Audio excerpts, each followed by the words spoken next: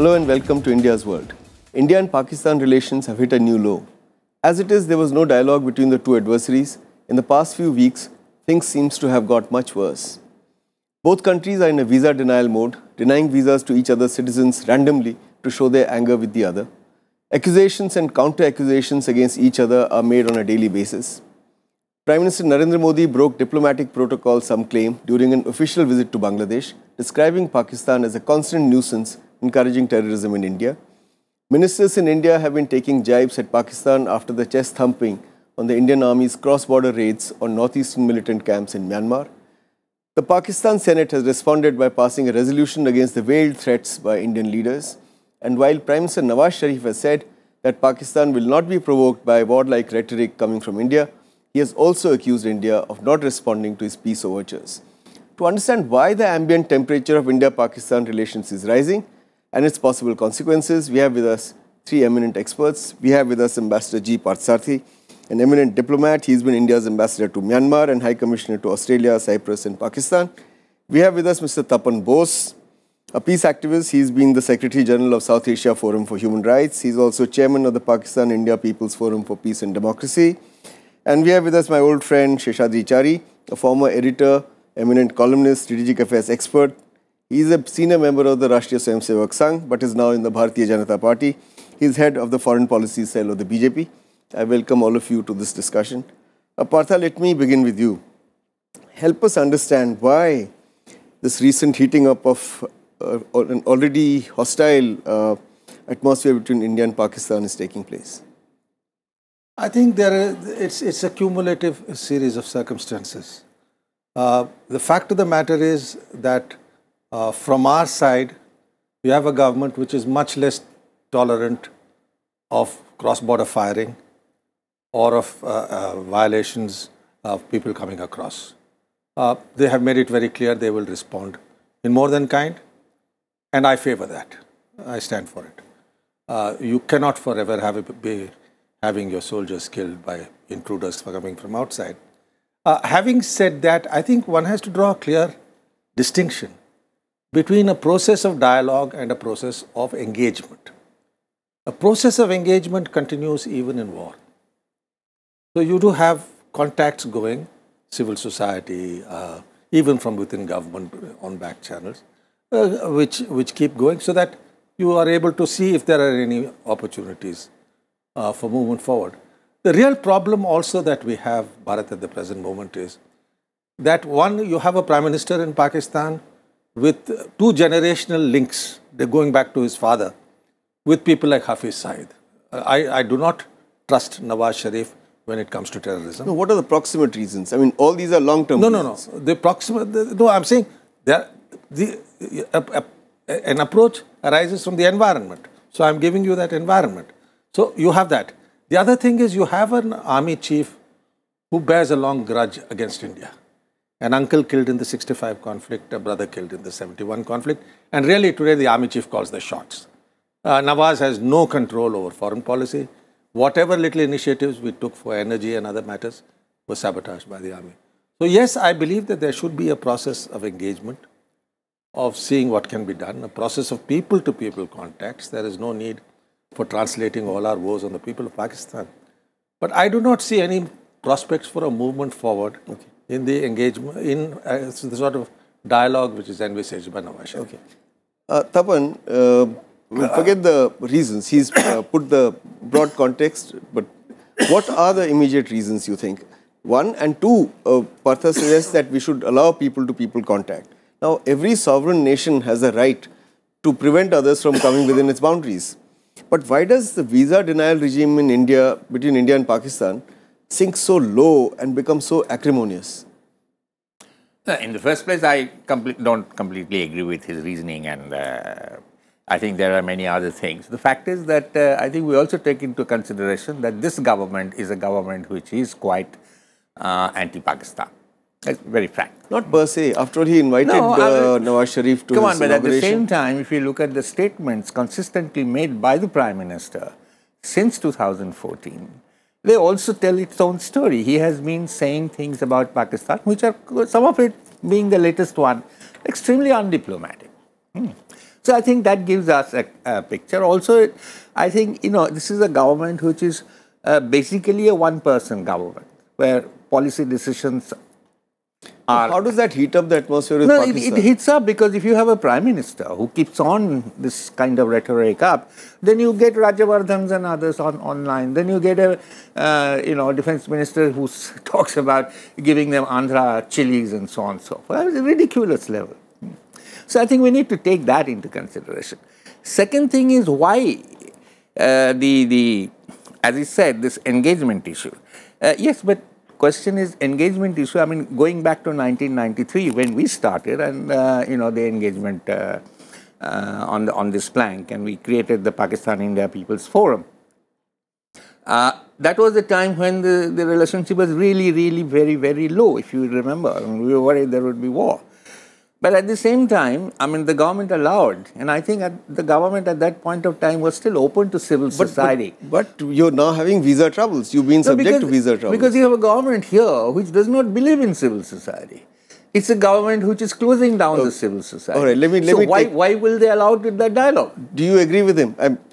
Why do India and Pakistan want to push civil society and individual citizens for the wrongs committed by their states? Why punish the innocents for crimes of omission or commission by the state? I mean, I don't agree with him at all on certain counts. But yes, there has to be a scope for civil society in both the countries. But let me begin from the beginning. No, to interact. I don't think they can have civil societies within their boundaries, but for them to interact. There can be no two opinions as far as interaction point of view is concerned. And, we have to deal at different levels with Pakistan. India-Pakistan relation is like one step forward and three steps backward always. With very, very great difficulty, we achieve the one step, and very small things happen which pushes us three steps backward. And in all that, the casualty is always the civil society. Why? And more so in Pakistan than in India. At least in India, the civil society movements are very strong. The think tanks are very strong. The non-governmental agencies are strong.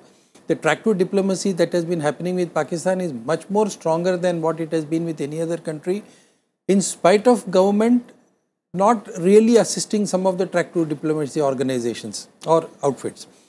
Pakistan has none of this. Very, very few limited options are available as far as dealing with Pakistani civil society is concerned.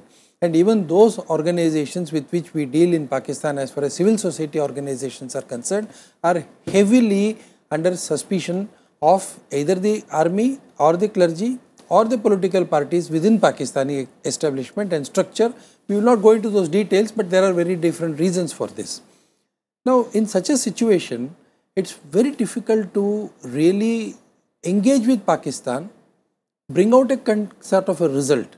But I don't agree that the India-Pakistan relationship is at the lowest ebb as far as now the at a low, I said. But anyway, we'll discuss this. We'll discuss this further. It is not an irretrievable situation as of now, I think. Okay, I'm glad to hear that. We need to take a break at this point. We'll be back again with this interesting discussion in a bit. Stay with us.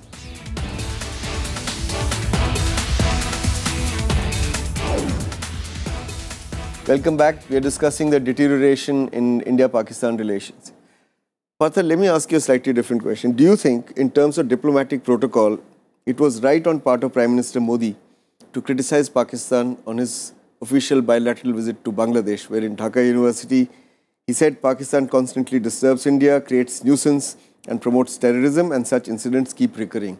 Why name Pakistan in this manner? For the simple reason that for very long, Pakistan has used Bangladesh soil to disrupt events in India. After all, Maulana Masood Azhar came through Pakistan, through Bangladesh. So let us be very, very real. As in Bangladesh, as long as Khalida Zia is in power, it becomes a base. And when the Sheikh Hasina is there, it doesn't. Yeah. So referring to Pakistan is very much there. It's par for the course. The Pakistanis do it everywhere they go. And I see no reason at all why not to call a spade a spade. And in fact, from what I gathered from my Bangladeshi friends, what the Prime Minister said there drew a pretty appreciative response. Okay. Tapan, what specific purpose besides sort of drawing a appreciative response from the Bangladeshi crowd did the statement in Dhaka University serve as far as Pakistan was concerned? It's an irritation, one more. And what did India achieve? I mean, what did Prime Minister achieve by calling it? That's what I'm asking you. Spade and spade. I think nothing. I think we achieved nothing. And this whole thing that, he drew cheers, I mean, you can draw cheers anywhere. And the fact is that the politics in Bangladesh is very, very complex. And it has been since 1971 till date. And I have been, in 1917 war, I was there as a cub reporter for 1 whole year. So I have some idea inside. And, these two ladies, they represent not just, I don't know who's really secular, to be very honest. So to get excited about this and the way we put all our cards to get Hasina elected, I don't know. Okay. What have we really achieved? So let me take this question to Seshadri. Do you think the remark against Pakistan was really to show support for Bangladesh Prime Minister Sheikh Hasina rather than say anything to Pakistan?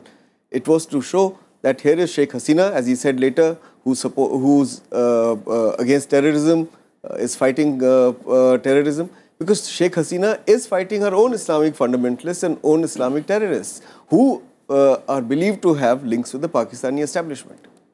I think this was a necessary signal, not only to the political establishments within Bangladesh, but also for all those people who are now wanting to sort of revive the ISI sleeper cells. The Jamaat, for example, they are getting more active. And how is Jamaat getting active? All the senior leaders have either been hanged or they are in jail. It's not just this issue. I mean, we cannot just brush aside Jamaat under the carpet, saying that it doesn't exist. No, I would agree with you if you said. I mean, there are other Islamic fundamentalist groups are coming up, like Hizbut Tahrir and others. I would say yes. All these, but Jamaat is becoming activated when its leaders are in jail is something I find difficult to stop. Many more such organizations. The fact that Jamaat has to be identified and some of its leaders put in jail itself shows this kind of strength that they have been able to achieve. And any such laxity as far as these issues are concerned will increase the radicalization not only of these organizations but also of the society. So therefore you are saying what Prime Minister Modi said was to signal that. And there are a number of other Western agencies also, very unfortunately, who are sort of like supporting these elements. My question was about Prime Minister Modi's statement. So it was meant to bolster I think the Sheikh statement Hasina. was very much necessary. No, to help Sheikh Hasina. I would say help the secular forces. Help the secular forces. Absolutely, we stand by them and don't feel ashamed about it. Partha, why are Indian ministers hinting that India can take cross-border action against other countries which harbour terrorists targeting India? If they were hinting at Pakistan, do you think such action is possible and is it easy? First of all, let me say, as I said, and I support this and welcome it, with this government our response has been more robust than in the past, in generalities. If you notice, when the Corps Commander in Srinagar was asked whether the Myanmar operation would have any impact on Pakistan, he very rightly said, look, these are two different things. The border with Pakistan has different dynamics and parameters from what is happening in Myanmar. For a young minister like our Minister for Information and Broadcasting, to equate the two was unnecessary and uncalled for. Seshadri, do you think an action against Pakistan of the kind that some of our ministers suggested is easy? No, I see, no minister has suggested any action. Hinted at. It is in the public domain. After a long time, almost after 60 years, or at least in the last 10-12 years, if you can rightly say, that there has been, our capability was never suspect, but our political will was always at suspect. This is the first time when our capability and political will have come together for some sort of an action. Fine, that has happened. There is jubilation in a very large section of the society. And if some ministers represent that kind of a jubilation, I think it would have been better if they had a much more calibrated response rather than this kind of a jingoistic response. But I am told that the Prime Minister has taken up the issue with these ministers and they have been told not to go public with this kind of statements. And I think the matter probably ends there. But to keep on going back to those statements and then to enlarge it and then becoming a spoil sport, that I think the media also should be a little more responsible about all these things. Now, Tapan, I am not on the minister's statement so much as on cross-border action. Tell me why cross-border action by the Indian Army against terrorist camps in Pakistan may not be possible. For example, in Myanmar, you had a friendly government. The Myanmar government is not supporting these terrorists, and presumably they were informed beforehand, informally, formally, whatever. In the case of Pakistan, none of these conditions exist. And Pakistan has an army which is geared 24/7 against India. So how difficult? What are the reasons why we can't take such action easily? I'll go one step backward. You see, if it's something that you cannot do, if you cannot do the kind of operation that you have done in Myanmar, then why use that threat or even hint about it when talking about Pakistan? It's absolutely unnecessary and uncalled for, and it only vitiates the whole situation. That's what it has done. Now you have Pakistan Senate going over. See, I mean, let's look back. I mean, our own experience of military engagement with Pakistan from 47, 65, Kargil. Every time there has been a skirmish, every time there has been a war, we have really gone nowhere, and the international community has come and mediated and got us disengaged. Including Operation Parakram, the disengagement was through international mediation. So if this is the history, after all, we are a government, we are not a... So I think this kind of statements are completely irresponsible. It creates irritation and it creates a situation where dialogue or engagement becomes even more difficult. All right. On that note, we need to take a break. We'll be back again in a bit. Stay with us.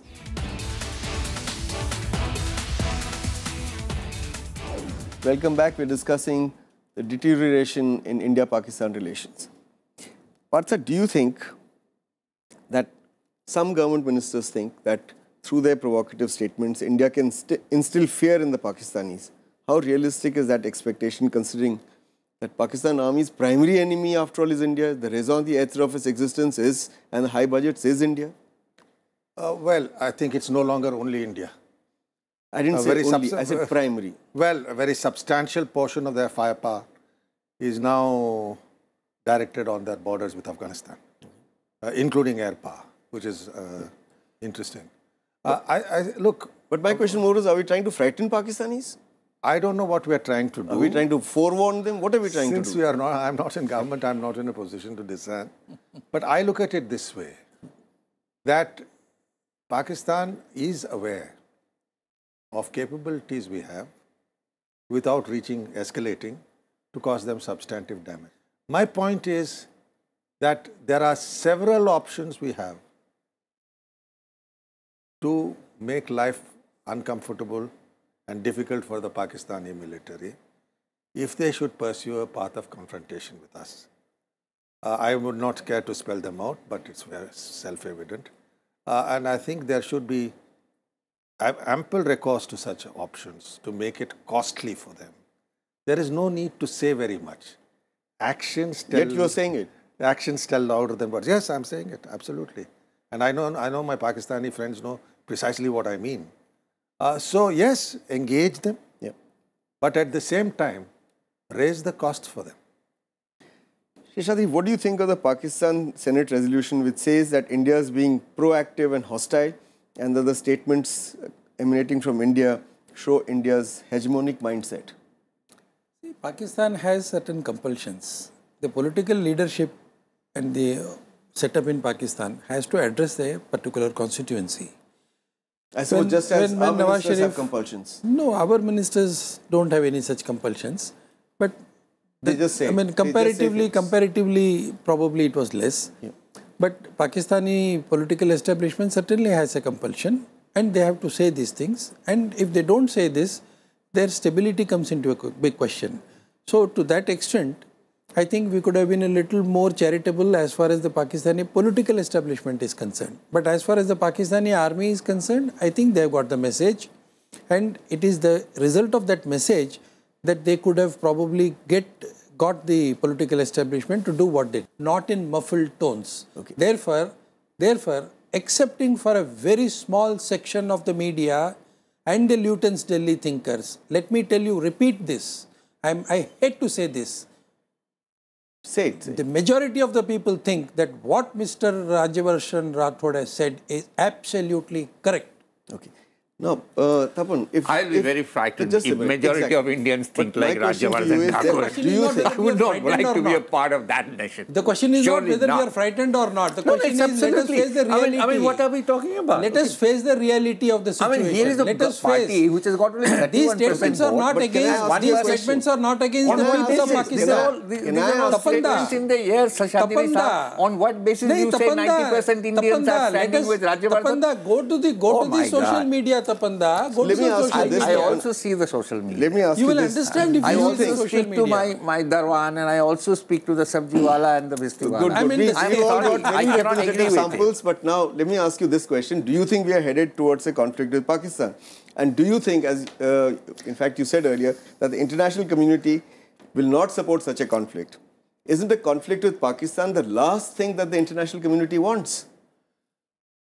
Even if your sample or his sample may have certain views. No, you see, it's not a. I mean, can we afford another war with Pakistan? I don't think so. And I don't think this government, if it goes to war, will come back to power. I'm not even saying that. No, are we heading towards a war? Are we heading towards further deterioration in the relationship?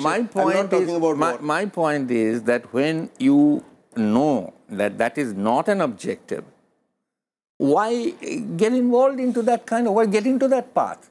There are other paths. I mean, and there is a problem, you see. So let's look at how we have handled even our internal crisis. For 66 years, we have had the army in the northeast. Have we gone anywhere close to the objective? For 25 years nearly, we have the same thing in Pakistan. My question is, please let me finish. I know what you're saying. No, my question is that is it not necessary for a government to question, to rethink, to re-evaluate a policy which has been in existence for 60 years? But let me intervene. Quickly, because I have a very important question for all of you. Fortunately, the decision to go for a war or not to go for a war are not decided in television channels. Fortunately. Yeah. Okay, now, let me ask you a slightly different question, please. Now, war is never an option in civilized societies. So, you've been a seasoned diplomat. You tell me, is there a way out of this impasse? How do we cool down tempers and how do we step back from this confrontationist rhetoric? Quickly, because I'd like everybody to say takes two to tango. We can't do it unilaterally. If the various pressures we bring to bear directly and through good diplomacy through the international community makes Pakistan pause and think. Tapan, how do we step back from this confrontation? We stepped back from a confrontation situation in 1993, if you will remember. And it was done essentially through allowing the civil society to engage. I have a disagreement with Seshadri Saab when he says the civil society of Pakistan is not vibrant. On the contrary, I think it is very vibrant. It challenged the army, the lawyers' movement, as you remember. It changed government. So it's a question of who do you want to engage with? Fine, you're saying civil society must engage. Seshadri, how do we step back? I think we can go back to 2014, May 2014, when the Prime Minister took oath of office. And how? Prime Minister can't take oath of office again? He invited Nawaz Sharif. I think these two Prime Ministers still hold the reins in their hands. And they can take a very bold step. What would that step be? I think the Prime Ministers can establish contacts with one another. They are both politically elected Prime Ministers. Bharat, and there are compulsions on both sides. I'm sorry, but in spite of that, I think they can do that. The authority which Prime Minister Modi wields in India with that of Nawaz Sharif, the army calls the shots. Okay, all right. We've really run out of time. I'd like to thank all of you, Seshadri, Chari, Tapan, Bose, Ambassador G. Parthasarathy, for coming here and participating in this discussion, although it got heated at times. That's all we have for you today. We'll be back again next week as usual. Till then, goodbye and thanks for watching India's World.